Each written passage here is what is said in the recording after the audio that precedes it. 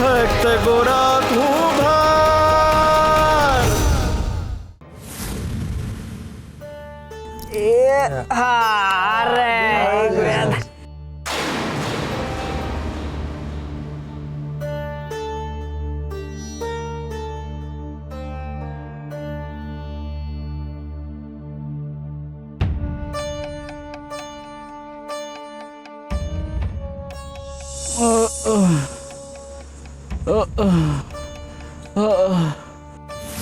લ્યા સવાર સુધીમાં ભગલાના રામ તો નહીં રમી જાય ને? ભલે ને રમાઈ જાય, આપણે શું શમશાન ક્યાં દૂર છે? નક્કી હંધાઈ માણાઓને છે ને પૂજારી બાપાએ ભગલાની રખેવાળી કરવા જ બેહાડ્યા છે. હવે આલે ભગલાબાને કેમનું લગાડું?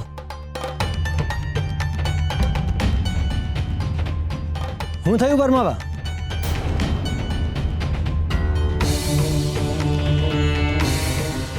હું થયું? કઈ મૂંઝવણમાં છો?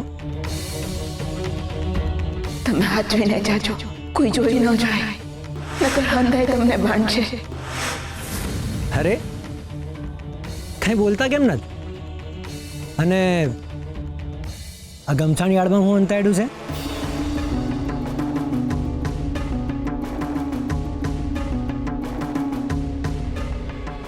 આ શું છે? કોઈને કહેવાના ના હોય તો કહું. બોલો. હરિનાહમ. હા, હરિનાહમ. આ ભગલાબા હાટું છે ને આ જડીબુટી વાટીને લેપ તૈયાર કરીને લાવ્યો છું એમને લગાડવા હાટું. લે, તો આ તો સારી વાત છે. એમાં હંતાડો છો હું કામ? આ માણા બેહાડા છે ને, આ પૂજારી બાપાને વાતની ખબર પડી જાય ને નકામું વાતનું વતેસર થાય. વાહ, ગજબ છે આ માણસાઈની રમત, જેમાં ભગતે સેવા પણ હંતાઈને કરવી પડે છે. આ લોકો જોઈ જાય ને તો ખોટી ગેરસમજણ ઊભી કરીને આખા ગામમાં નવી વાત ફેલાવશે કે આ પરમો અને ભગલા બારિયા ને એ અંદર એકના એક જ છે, અને પછી ભા ગોરાને ગોતો હાટું કોઈ મદદ નહીં કરે.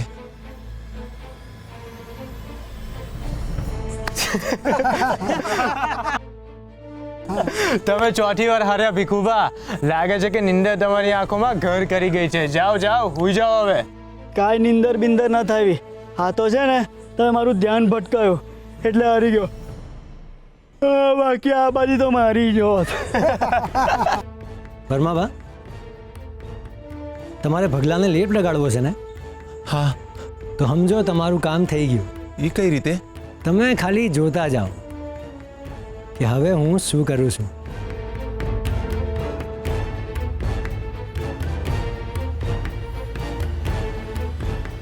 અરે અરે અરે ભીખુબા, સાચું કહું, માઠું ન લગાડતા, પણ તમને છે ને રમતા જ નથી આવડતું. હું તો કહું છું એક બાજી તમારી કોરથી મને રમવા દો. જો તમને જીતાડી ન દઉં ને તો મારું નામ શ્યામ નહીં. હાલો આ બાજુ આવી જાઓ, આવી જાઓ.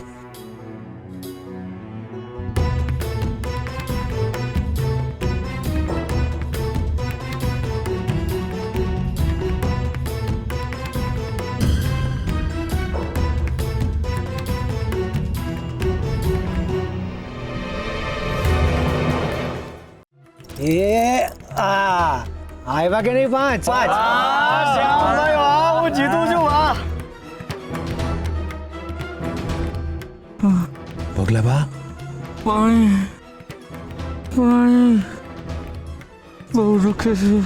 ચિંતા ન કરતા પગલાબા, હું છે ને આ લેપ લઈને આવી ગયો છું. હું છે ને તમને લેપ લગાવી દઉં. હાલો.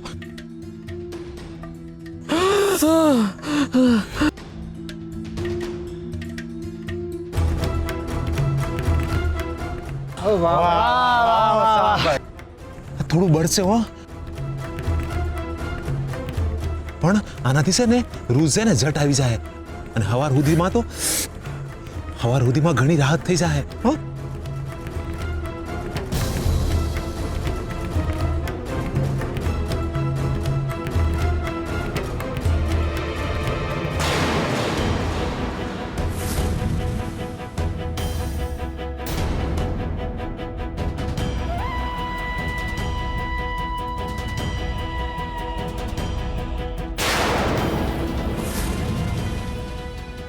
એ હા વાહ શ્યામભાઈ વાહ, આપણે જીતી ગયા, હું જીતી ગયો.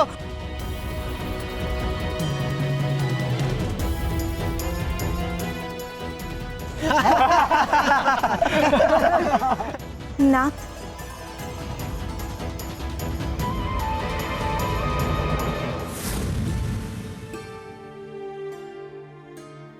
આ ક્યાંનો ન્યાય છે? આવું કેમ નાથ? સેવાની પણ સજા? પરમા તો પગલાની મદદ કરી રહ્યો હતો, તો પણ એને તકલીફ મળી. ઉપકારનો બદલો અપકારથી તો માણસ વાળે, પણ કર્મો પરમાને શું કામ પીડા આપી રહ્યા છે? નાથ, આ તો અન્યાય સામેની ન્યાયની હાર કહેવાય.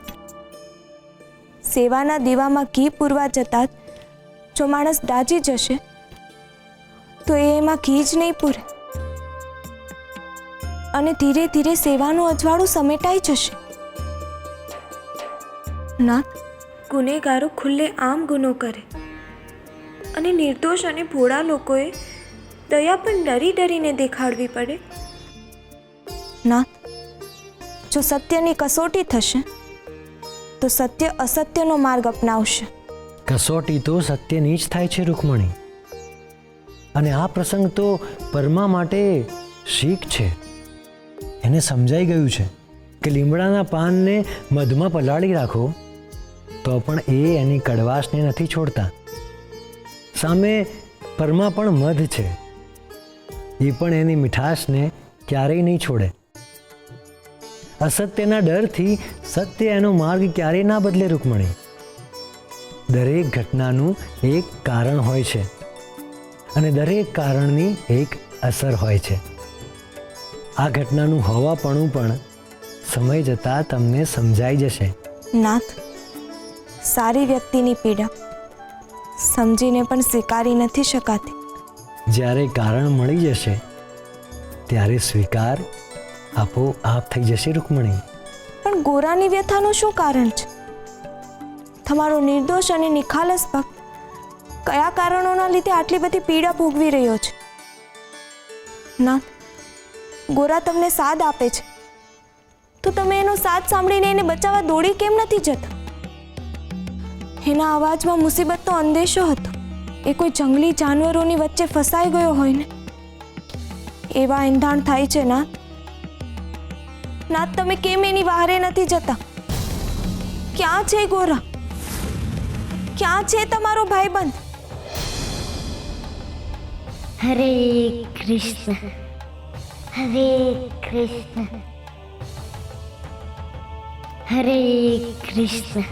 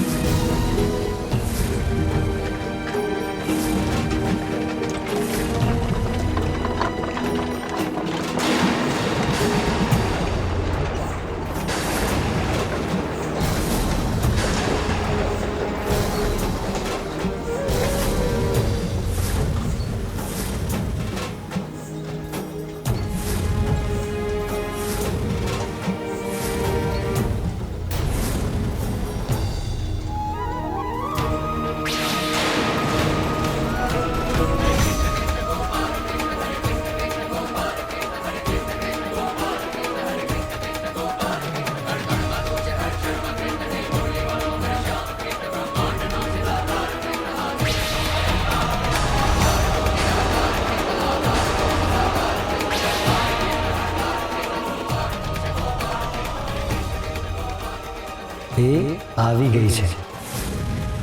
એ માધવપુર ગામ પહોંચી ગઈ છે.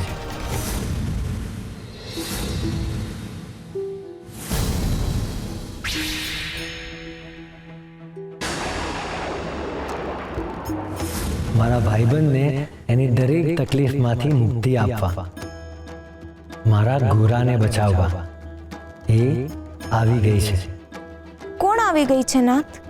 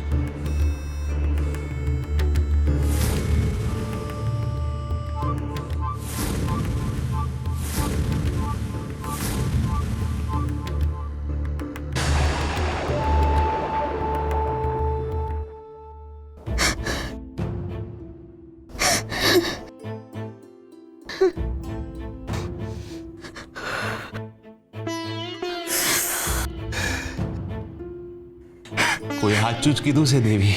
માણા ભૂલ કરે પણ એના કર્મ છે ને એ ભૂલ નથી કરતા. દવા અને પ્રાર્થના એને હાસા ઠેકાણે પોગી જ જાય છે. આ ભગલાબા હાટુ આ લેપ બનાવ્યો હતો. હવે એ લેપ મારા જ ઘા પર લાગી રહ્યો છે. તમે છે ને વાતને આમ વાળશો નહીં. મેં તમને ના પાડી હતી ને ત્યાં જવાની, તોય તમે ત્યાં ગયા. આ દયા છે ને ડાકણને જ ખાય. આ જુઓ તો ખરા આંગળીને શું હાલ કર્યા છે. એક જંગલી શિયાળ કરડ્યું હોય ને એમ બટકું ભરી લીધું છે. વખત આ સાપના મોઢેથી ઝેર કાઢવા ન જવાય, ન કરી આપણને જ કરડે. હરે કૃષ્ણ, હરે કૃષ્ણ. ભગત, આ તમારા હુંકાર સાંભળીને મારા હાથ રૂજવા માંડે છે. તમારી આંગળીના હું હાલ કરી નાખ્યા છે.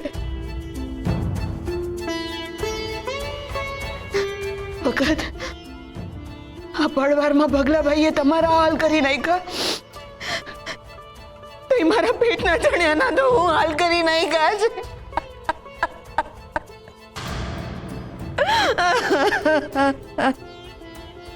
આ ભગલાભાઈને લીધે ટોળકી મારા ગોરાને ઉપાડીને લઈ ગઈ ને. મનમાં કંકુના કપડા યાદ આવે છે ને તો મન બીવે છે. કપડા જોઈને તો હૃદયમાં કંપારી છૂટે છે. ને વખત કાગળમાં લખ્યું હતું ને કે એ લોકો તો બહુ ખુખાર હતા, અને છોકરી કહેતી હતી કે એ લોકો તો નાના બાળકોને આમ આંખો ફોડીને ગામમાં દૂર દૂર ભીખ માંગવા મોકલી દે છે. નહીં આપણા ગોરાને તો કેટલો પજવ્યો છે.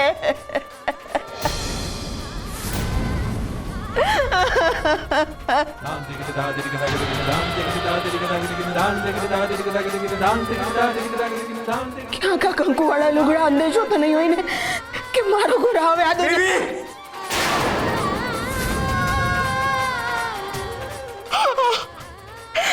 ના ના ના ના, આવું કઈ નહીં હોય, કઈ નહીં હોય. મગર આવું કઈ નહીં હોય ને. આમ ના બોલો દેવી. ગોરા વિશે કાંઈ પણ અશુભ ના બોલતા ને કાંઈ પણ અશુભ ન વિચારતા.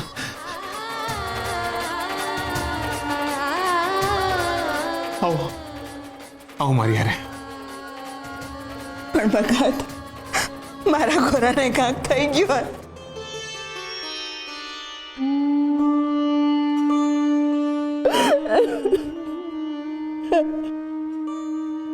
દેવી, હરિ પર શ્રદ્ધા રાખો. આ તમારા આહુડા છે ને એ લાચારી બતાવે છે, અને જીની હારે હરી હોય એ કોઈ દી લાચાર નથી હોતા.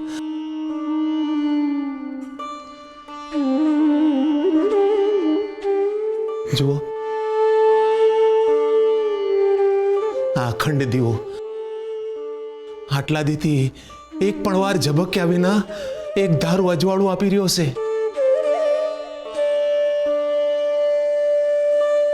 આ અજવાળું શ્રદ્ધાનું છે. આ અજવાળું છે ને તમારું ગોરા હાટેના પ્રેમનું છે. આ અજવાળું હું આપણા ગોરાને નહીં ગોતી આપે? પણ ભગત, આપણા જીવનમાં તો અંદર હાલો.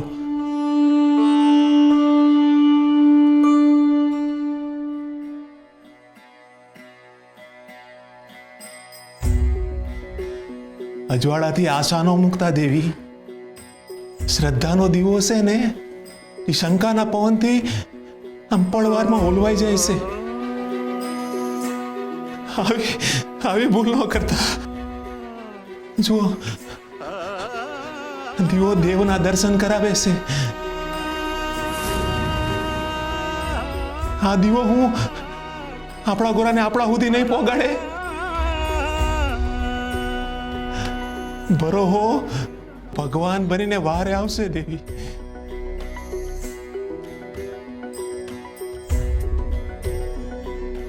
હાથ જોડો દેવી. જ્યારે જ્યારે મારું મન અશાંત થઈ જાય છે ને દેવી, હું આ દીવા પાસે આવીને બેસી જાઉં છું. હરે હું ફાપે છે અને મન શાંત થઈ જાય છે. તમે જોજો, હરી છે ને આપણા ગોરાને ઊની આંચ નહીં આવવા દે.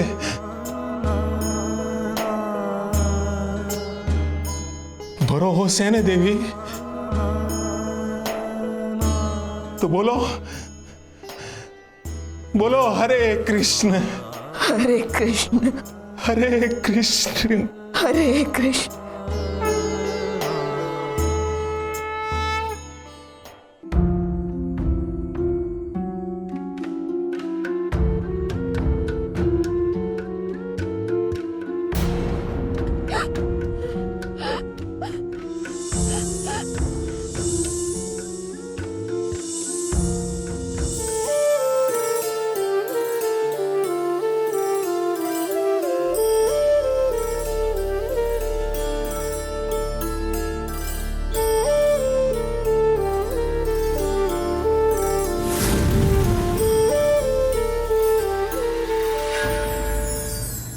દયા, પ્રેમ, હૂંફ, કરુણા, આ બધી જ શુદ્ધ લાગણીઓ છે.